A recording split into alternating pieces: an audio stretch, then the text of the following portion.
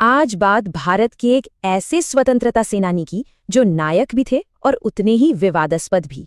सुभाष चंद्र बोस को समझने के लिए चलिए एक बड़े राजनीतिक संघर्ष से शुरू करते हैं। बात है 1930 के दशक के अंत की। उनके तेवर और विचार पार्टी के दिग्गजों से टकराने लगे थे। सिर्फ एक साल और कांग्रेस के अंदर सत्ता का ये संघर्ष अपने चरम पर पहुंच गया। और फिर कांग्रेस के पुराने दिग्गजों ने मिलकर दोबारा चुने गए अध्यक्ष बोस को किनारे लगाना शुरू कर दिया।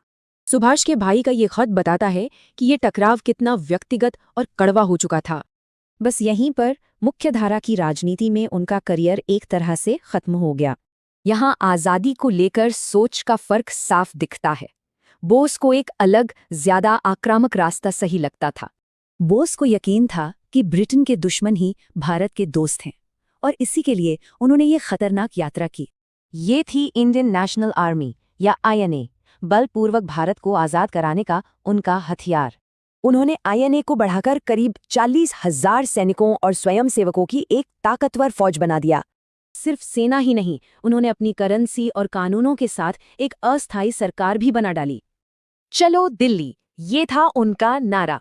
पर अफसोस, ये अभियान पूरी तरह से नाकाम रहा।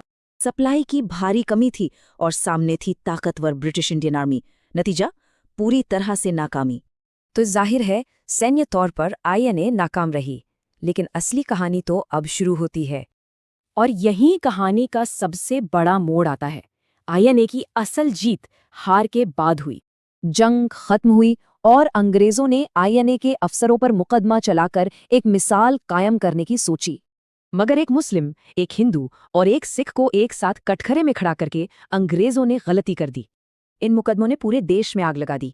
पूरा भारत INA के साथ खड़ा हो गया। राजनीति देखिए, जो लोग बॉस के खिलाफ थे अब वही उनके सैनिकों को देशभक्त बता रहे थे। ये एक बहुत बड़ी बात थी।